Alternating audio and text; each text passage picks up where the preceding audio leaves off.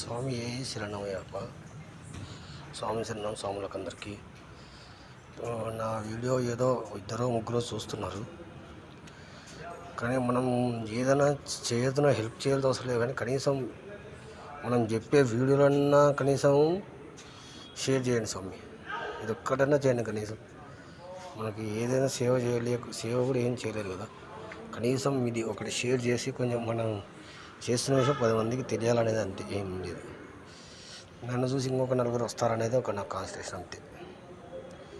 ఎందుకంటే నేను చెప్పే కదా, ఫస్ట్ నుంచి అప్పుడు వరకు ఇప్పటి నుంచి వరకు చెప్పే కదా, నవంబర్ 14 నుంచి మళ్ళీ నవంబర్ 14 వరకు